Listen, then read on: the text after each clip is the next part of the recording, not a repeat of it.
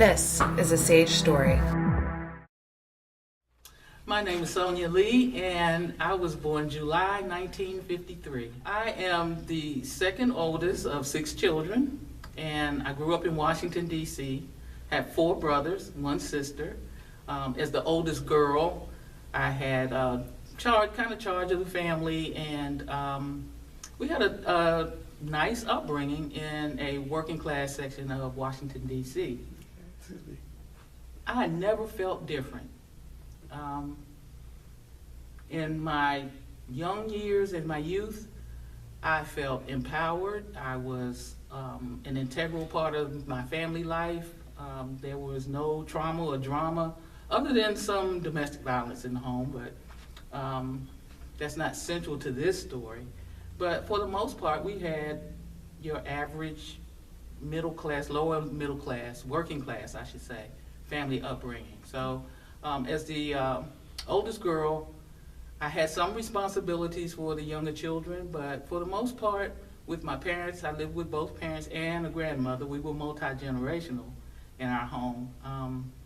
So I had a pretty stable and secure childhood. Okay. I had a clue that my orientation might be somewhat different when I had a mild crush on a history teacher when I was in high school. I used to like to watch her walk away. And she was also very intelligent, which I found to be very attractive. And the year before, she taught my older brother, he was in her class, and he talked about this lady all the time. So by the time I got in her class, I was already primed to be open to developing some kind of interaction with her. And mostly I like to watch her walk away. And during my first year with the telephone company, the company opened up the craft jobs to females. Of course, they paid more, so I applied for one of those positions and was promoted into one of those positions. And my first day on the job, I went to work and they gave me a tool belt and work boots. That was a moment. When I put the tool belt on, it just felt so right and so comfortable, and the boots were a perfect fit. And from that time on, I knew that something had shifted. I didn't have words for it at the time, but I felt so at home in that gear. Progressed through the orientation and the training, I became close to one of the other females on the job. And we worked together, we worked very closely together, and there was something about the camaraderie of the females that were working on the job, because the men were still kind of off balance with having us in the workplace. So we bonded in ways that we may not have, but at another time. But at this time, we bonded closely. We would go to lunch together. We would go shopping together on payday. And this really incredible friendship developed that I had never experienced with another female. So there was a time when, during this time, we were both involved with men and leading the heterosexual life, and there were no issues with that, really. But this incredible relationship developed between us. And there was a turning point when we took a trip together. We traveled from DC to New Jersey to go to a concert. And while we were getting dressed for the concert, we decided to do each other's toes. And during the pedicure, just having that touch was very intimate. And at the time, I had nowhere to put any of those feelings that just surfaced, and nor did she. And I did not know at the time that she was feeling some of the same things. So about 2 weeks later, we were celebrating her birthday, and there was a moment where we just talked and said, you know, when we were in New Jersey, and from there, the conversation opened and we revealed our feelings to each other. So this was a first for both of us. So neither of us knew what the next steps were, what to do next. But we found our way, we figured it out, and we began to spend intimate time together. The relationship, in hindsight, was established before we became intimate. We were really close friends. We were confidants. There was just an energy between us that was beyond just the average day-to-day friendship.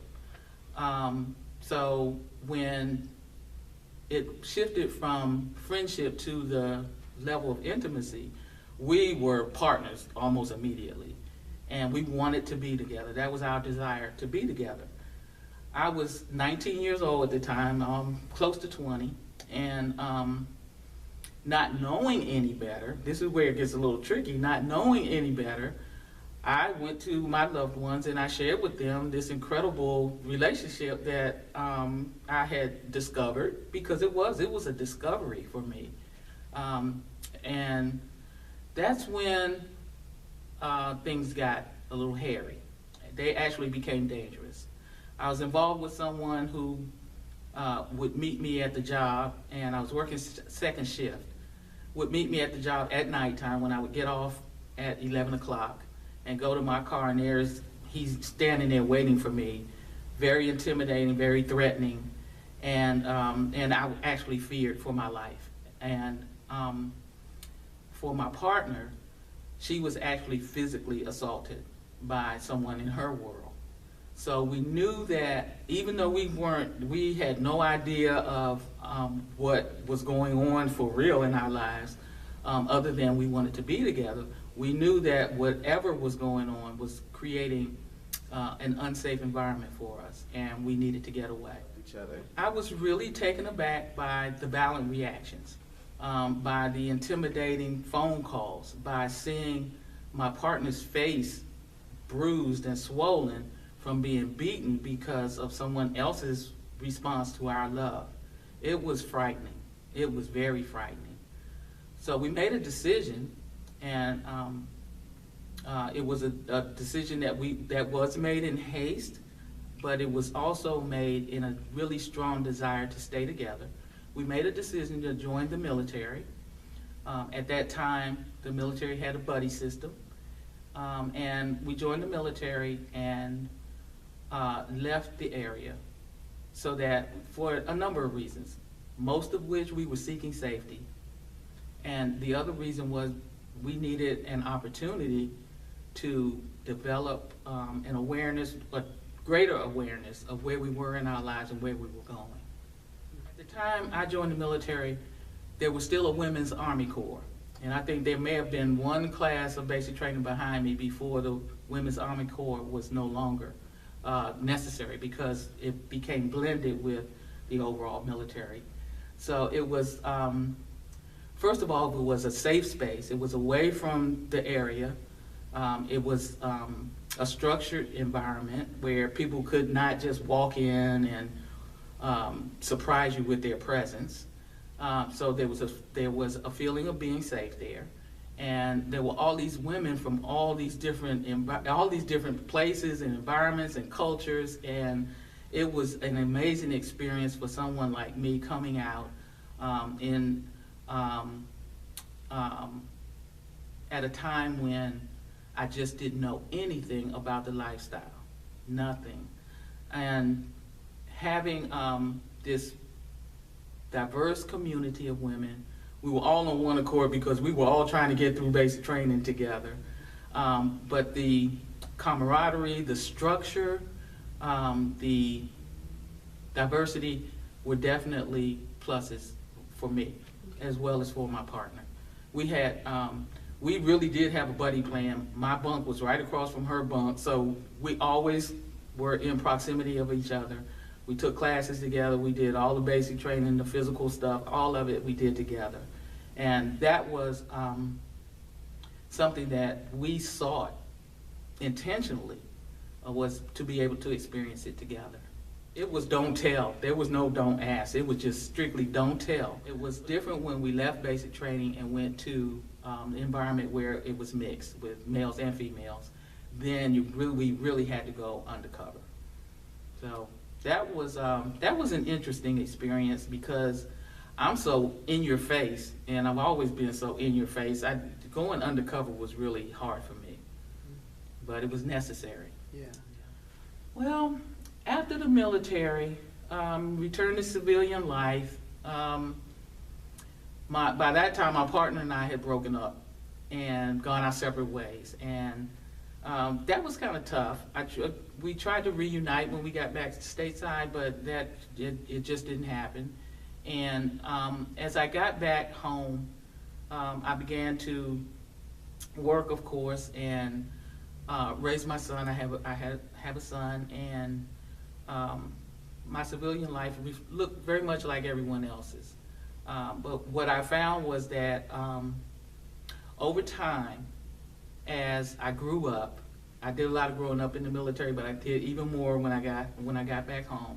Over time, I began to become aware of a call on my life. Orientation, I am a lesbian, and I am just great with that. I really am great with that. There is something empowering about being able to say it, being able to live it, and being unapologetic about it. I am a lesbian. I love being a lesbian. I love women, and for other areas of my life today, there is, if there is any impact that I'm not aware of, as far as negative impact, but as far as positive impact, our community is great. Our community really is great, and I enjoy being part of this community. I advocate for this community. I worship in this community, and this is just who I am. With my grandmother at church has led to an incredible journey of relationship with God and the people of God. I've become an ordained reverend, something I never would have foreseen as I was growing up. Even though I have a family history of having shepherds in our family, I never saw that for myself until those days when I would take Grandma to church and hear the Word of God preached and explained. Now, that is my life, is to proclaim and explain the Word of God. And I just pray that I do that well. You have been gifted with an opportunity to be your full self. Take advantage of it. Be courageous in it. And don't let anyone devalue or minimize you. You truly are a beautiful creation of God. You really, truly are. To my older LGBT people, I would say, continue to walk this walk with pride and dignity. People watch us all the time to look for things, to look for negative things, but just continue to walk with pride and dignity, and take a young person under your wing. I have no regrets about who I am.